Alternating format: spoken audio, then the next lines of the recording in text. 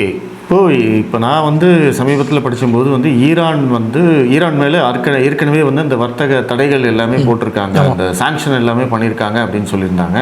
அதற்காக வந்து ஈரான் அரசும் அமெரிக்காவோட பேச்சுவார்த்தை நடத்திக்கிட்டு இருக்கிறதா சொல்லிட்டு இருந்தாங்க.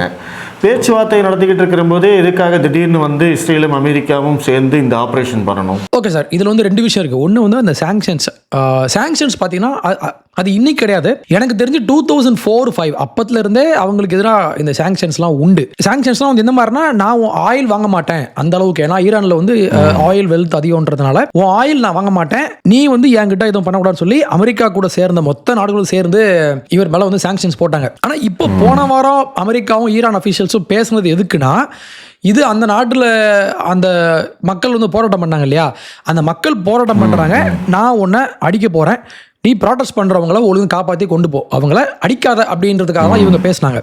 மற்றபடி சாங்ஷன்ஸ் அப்படின்றது இன்னும் அமெரிக்க அரசு வந்து நீக்கவே இல்லை. அது ரொம்ப வருஷமாக இருக்குது அந்த பிரச்சனை.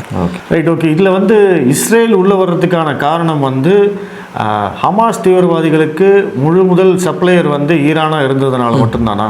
அதுதான் முக்கியமான காரணமா? ஆமாம் சார், ஹமாஸ் மட்டும் கிடையாது. ஹமாஸோட சேர்ந்து இன்னொரு அமைப்பு ஒன்று உண்டு, ஹெஸ்புல்லா, ஹமாஸ், அதுக்கப்புறம் ஏமன்ல உள்ள அங்கே ஒரு குரூப் உண்டு, தர் நேம் இஸ் ஹவுத்தீஸ். இந்த 3 பேர் இருக்காங்களா, இந்த 3 குரூப்புக்கும் இந்த 3 குரூப்புக்கும் ஸ்பான்சர் பண்ணது யாருன்னா இவங்க தான், ஈரான் தான். இப்போ ஹெஸ்புல்லா பார்த்தீங்கன்னா அவங்க ஷியா பிரிவை சேர்ந்தவங்க, இவங்க ஷியா, ஈரான் ஷியா, இவங்களும் ஷியா. அப்போ ஷியா பிரிவை சேர்ந்தவங்க எல்லாம் சேர்த்து வச்சுக்கிட்டு அவங்கள இவங்க தூண்டி விடுறாங்க. இதான் பிரச்சனை. இப்போ அந்த இஸ்லாம்ன்ற ஒரு மதத்துக்குள்ள வந்து 2 பிரிவு உண்டு. அந்த 2 பிரிவுல என் பிரிவு யாரு? இவங்க ஷியா. அப்போ அவங்கள நான் வச்சுக்கிறேன்னு சொல்லி இவர் என்ன பண்ணாரு, அந்த மாதிரி ஆட்களை வந்து தூண்டி விட்டு பக்கத்தில் உள்ள நாடுகள்லாம் போயிட்டு அடிக்க வேண்டியது, இந்த மாதிரி வேலைலாம் இவர் பண்ணிட்டு இருந்தார். அப்போ இப்போ இஸ்ரேலை பொறுத்த வரைக்கும் இவங்க என்ன பேசுறாங்கன்னா, ஈரான் வந்து எங்களை அழிக்கிறேன் அப்படின்னு சொன்னாங்க அப்படின்றதான் உண்மை.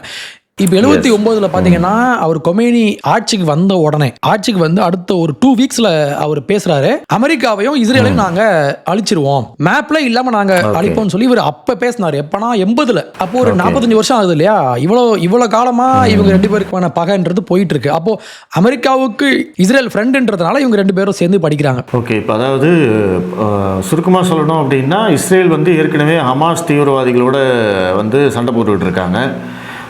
இப்போ நம்ம வந்து அம்போட சண்டை போடுறத விட வந்து ஏவி விட்டவன் அவனையே அடிச்சிட்டோம்னா அம்பு வந்து காணாமல் போயிடும், அம்புக்கு வந்து பவர் இருக்காது அப்படிங்கிறதுக்காக இஸ்ரேல் நேரடியாக வந்து ஈரானோட மோதுறாங்க அப்படின்னு நம்ம புரிஞ்சுக்கலாமா? ஆமாம் சார், உண்மை, 100% உண்மை, அதான் விஷயம். ஓகே. இப்போது இஸ்ரேலுக்கும் அமெரிக்காவுக்கும் வந்து ஒரு அஜெண்டா இருக்குது. இஸ்ரேலுக்கு வந்து அவங்களுடைய அமைதிக்காக வந்து ஈரான் மேலே தாக்குதல் நடத்துகிறாங்க. அமெரிக்காவுக்கும் பொறுத்த வரைக்கும் நிறைய அஜெண்டாக்கள் இருக்குது. அவங்களுடைய ஆயில் வந்து ரொம்ப ரொம்ப முக்கியமாக இப்போ வந்து ட்ரம்ப் பார்த்துக்கிட்டு இருக்காரு. ஸோ அந்த அஜெண்டாவையும் நம்ம இதில் சேர்த்துக்கலாம். அது வந்து மறைமுக அஜெண்டா அப்படின்னு வச்சுக்கலாம்.